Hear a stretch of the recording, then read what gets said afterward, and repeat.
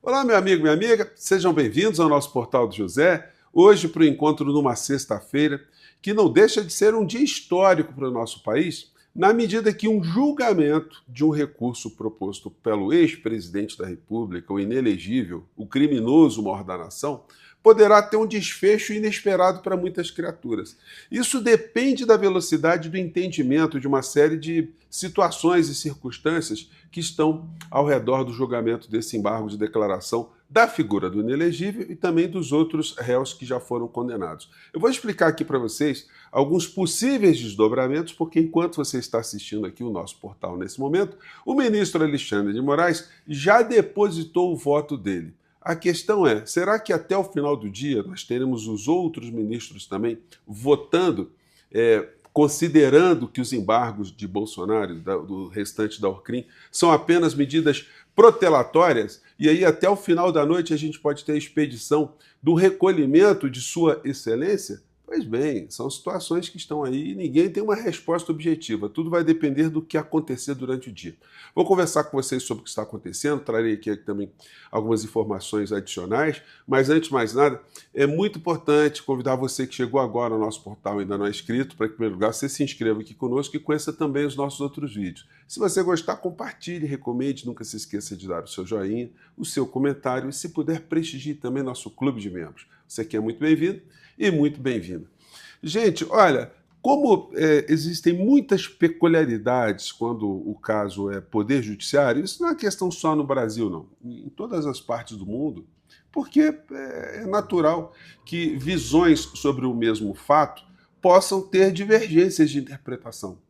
Então, recursos são impetrados em qualquer tipo de instância nas organizações dos poderes judiciários de todos os países. E aqui no Brasil não é diferente. O Brasil, ele é reconhecidamente um país que tem uma linha de recursos muito grandes. Portanto, as sentenças penais condenatórias, elas podem demorar muito tempo para serem cumpridas. Mas no caso brasileiro, já há entendimentos da Suprema Corte que, uma vez julgados embargos de declaração e sendo denegados esses embargos, a sentença já pode ser iniciada. Portanto, como a sessão do Supremo Tribunal Federal hoje é uma sessão virtual, portanto não é aquela típica que a gente vê na TV Justiça, onde os ministros vão falando e isso vai sendo acompanhado em tempo real. Não, não é assim que acontece. São votos que são apresentados de forma escrita e muito excepcionalmente poderia ter ali uma reunião no plenário virtual ali para uma peculiaridade ali de um caso muito específico. Mas não é o caso de hoje. Então, a tendência é que, uma vez os votos do ministro Alexandre de Moraes em relação aos embargos de todos os réus sejam apresentados, que, na sequência, os outros ministros também façam a mesma coisa.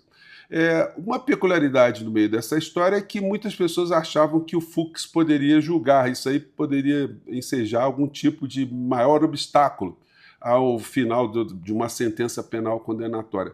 Mas ele não estará presente ou ele não votará nessa sessão. Portanto, o que nós temos ali é uma unanimidade já certeira, de 4-0, pela negação dos recursos de embargos de declaração de todos os réus. Portanto, pode ser que até o final da noite, né, nós tenhamos aí uma medida do ministro Alexandre de Moraes já para ser cumprida hoje. Então a gente vai ter aquela musiquinha, né, de alerta, de entrada excepcional, de algo extraordinário acontecendo, que aquela musiquinha que você já conhece da TV Globo, mas também os outros canais podem fazer isso também.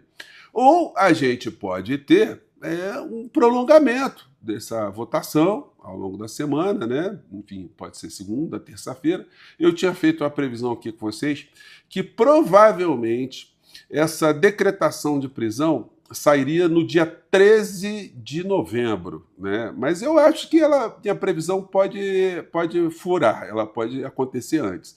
E dia 14, quem começa a ser julgado também é o Dudu Bananinha. Então, essas são as perspectivas iniciais aí. A defesa de Bolsonaro e dos outros réus, elas podem entrar com novos recursos? Bom, podem, só que o Supremo tem entendido também, e as cortes no Brasil inteiro, que esse tipo de manobra pode ser apenas uma manobra protelatória e acontecer de ser imposta ali, ou impostas aos advogados, quem estiver fazendo essa manobra, uma sanção também, uma sanção pecuniária, né? A conferir. Portanto, estamos com suspense no ar aí em relação ao dia de hoje. Eu vou acompanhar aqui com vocês. Se acontecer alguma coisa extraordinária, eu volto aqui para a gente reforçar, tá? STF começa a julgar nesta sexta-feira recursos de Bolsonaro e mais 6 réus. Veja como funciona. Então aqui as dúvidas são assim, ó, como na BBC News Brasil. Prisão de Bolsonaro, quando sai a decisão do STF? Enfim, há divergências entre os juristas, mas, enfim, como eu disse para vocês, existem bases para que o ministro Alexandre de Moraes já decrete logo o recolhimento do Bolsonaro hoje, ou espere até segunda-feira, enfim. Nós estamos só dependendo agora, gente, de trâmites burocráticos, né? Não tem... Uma coisa é certa, é irreversível a prisão de Bolsonaro. E tem uma coisa também, como ele foi condenado a uma pena superior a 8 anos, o cumprimento da pena se inicia em regime fechado. E por isso que ele vai para a Papuda, e por isso que muita gente está pulando aí, enfim, está revoltada, né? Como, por exemplo, a senhora Damares Alves, que ontem fez um pronunciamento absolutamente inútil, né? Mas ela não deixa de ser uma coisa para registro aqui. Vamos ver como é que está o ânimo do pessoal da extrema-direita. Vamos lá. Esses dias está todo mundo me perguntando. Tá rolando na internet que Bolsonaro vai para a Papuda. A minha opinião pessoal, eles vão prender Bolsonaro. Eles vão mandá-lo para a Papuda.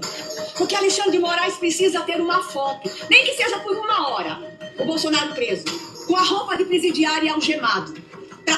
Senhora Damares, essa cena não acontecerá. Essa cena está no imaginário. O Bolsonaro vai ser conduzido, se ele não estiver oferecendo perigo à segurança dos policiais, ele não precisará ser algemado. Provavelmente o ministro Alexandre de Moraes não pretenderá que ele seja exposto, né, ao ridículo público, isso vai ficar no imaginário também, mas as cenas de helicópteros, drones, isso aí, certamente muitas cenas irão vazar, cenas pelas frestas, né? O uniforme também não parece ser uma coisa provável no caso de sua excelência, porque ele vai ficar numa prisão especial, né? Mas aí o desespero é muito grande, né? Vamos lá. Satisfazer o seu desejo perverso de vingança. Mas É engraçado, né?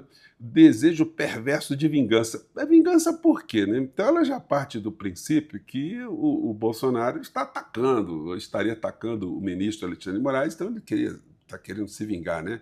Mas é a mentalidade dessas pessoas, né? Eles têm um raciocínio muito limitado, né?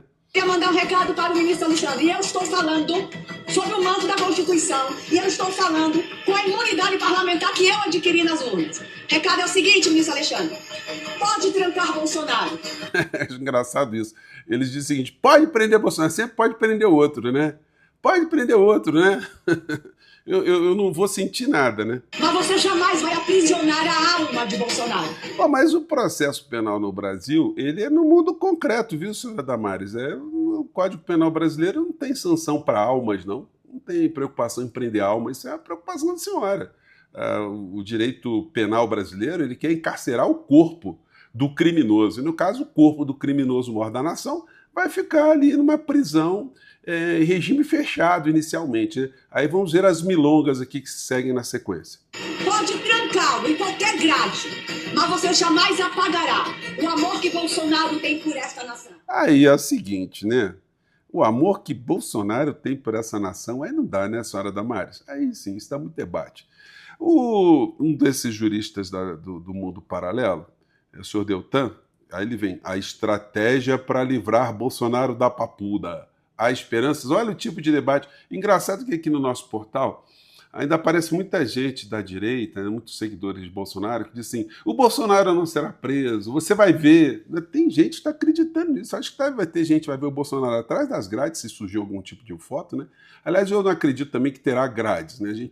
Dificilmente nós veremos esse tipo de imagem, mas nós poderemos. Hoje tem muita inteligência artificial, o imaginário aí pode fazer muitas imagens, pode produzir imagens muito interessantes. O senhor Deltan está dizendo o seguinte, está dizendo que a estratégia agora vai ser soterrar o ministro Alexandre de Moraes com uma montanha de exames médicos do Bolsonaro, para conseguir assim uma prisão domiciliar humanitária, né? Bom, é possível que o Bolsonaro ele passe um tempo na Papuda, nós não sabemos quanto tempo, e que, submetido a uma perícia médica, sendo considerada a situação dele a situação de um pré-moribundo, que ele fique com uma prisão especial, que é uma questão que diz respeito aos direitos humanos. Vejam só, né, isso que essa gente ataca de uma forma tão intensa. O auxiliar de Alexandre de Moraes visitou Papuda e viu celas para Bolsonaro. Olha só, isso gerou um pedido esdrúxulo do governador Ibanez, do Distrito Federal, para examinar a saúde de Bolsonaro.